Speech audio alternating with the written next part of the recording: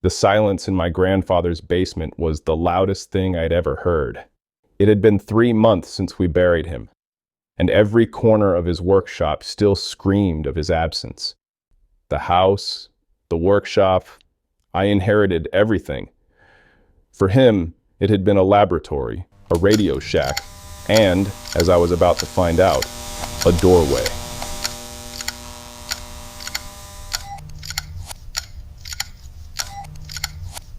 I was named after my grandfather, Leo. He got me into ham radio, and we shared a passion for Morse code. He and I were very close.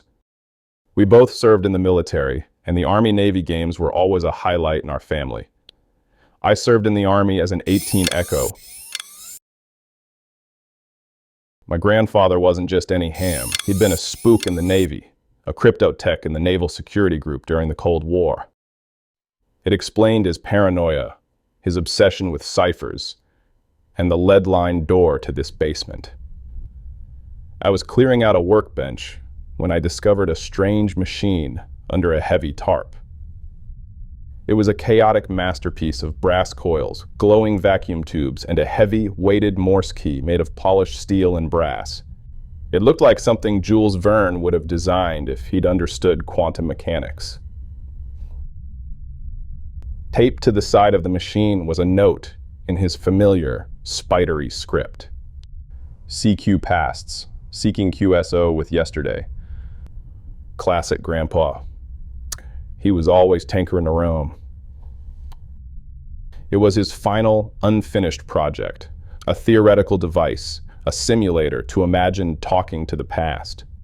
Next to it was his journal, filled with his usual cryptic mix of circuit diagrams, historical dates, and what looked like Morse code sequences. That night, fueled by grief and a dangerous amount of curiosity, I powered it on.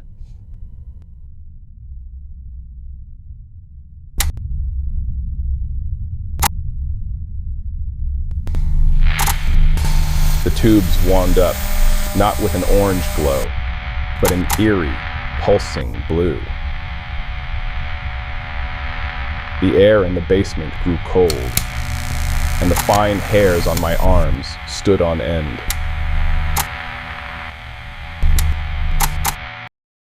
An eerie silence, no static, no radio traffic. I flipped through the journal. My eyes landed on a familiar, terrible date. June 6, 1944. Next to it were coordinates for Omaha Beach and a Morse code protocol. I began sending the code based on the Morse code protocol instructions from the journal.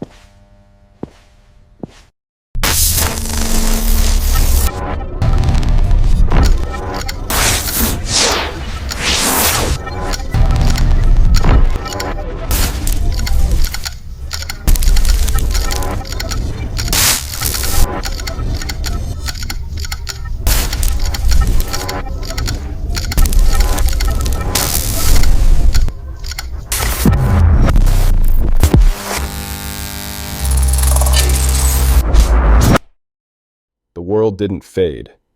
It disappeared at the speed of light. I entered another world with a bang.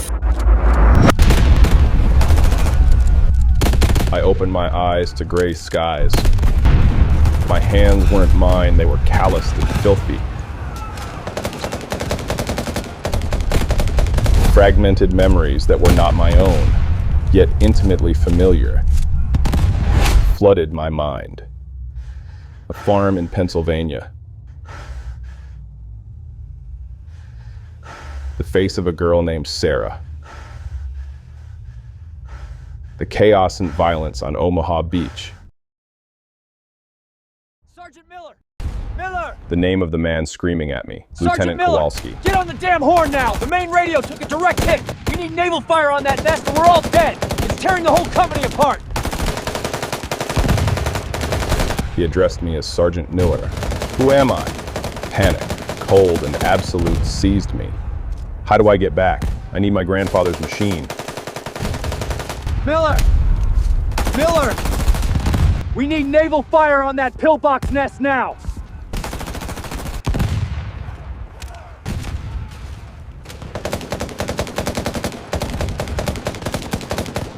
My soldier's instinct for self-preservation kicked in.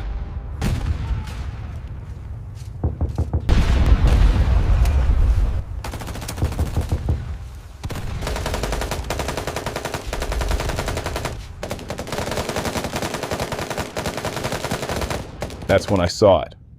A forward observer's portable radio set. Its operator lay beside it.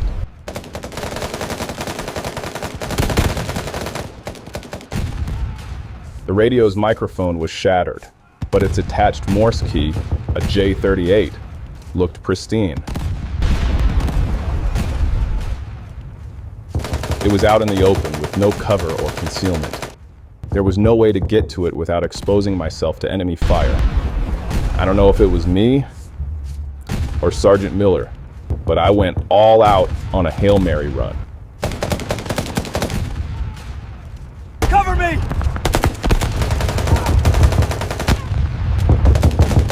Miller, go! Miller, go!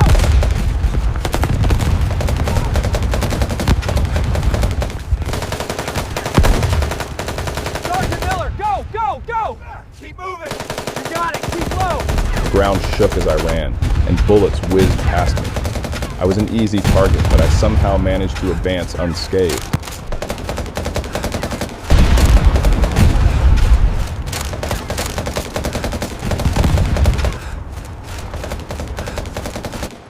It was a miraculous run. I couldn't believe I made it to the radio. I ran back to the closest cover I could sprint to.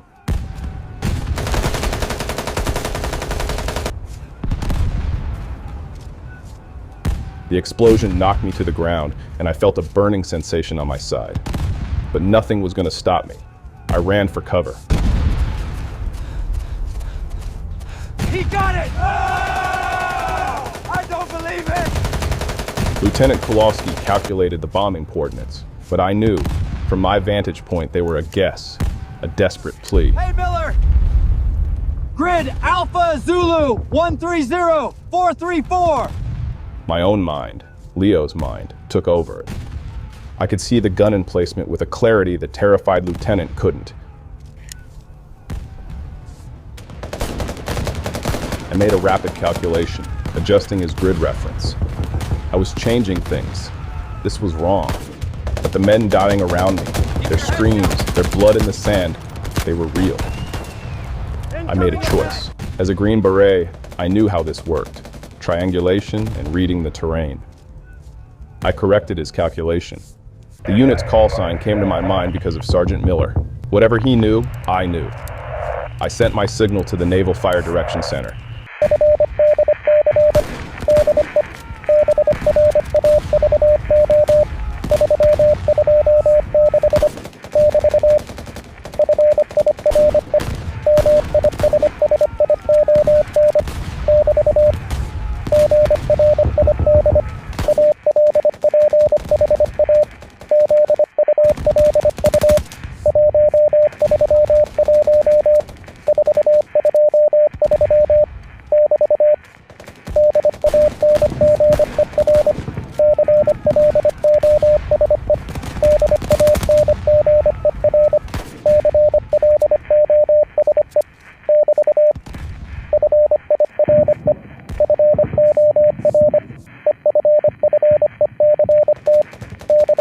The FDC sent Morse back, acknowledging my message, and for a terrifyingly long moment, nothing happened. Then the naval guns spoke from the sea. Direct hit. Miller, you beautiful son of a bitch, you did it! Sergeant Miller! I felt a sharp, searing pain in my side. I looked down. My jacket was dark and wet. Shrapnel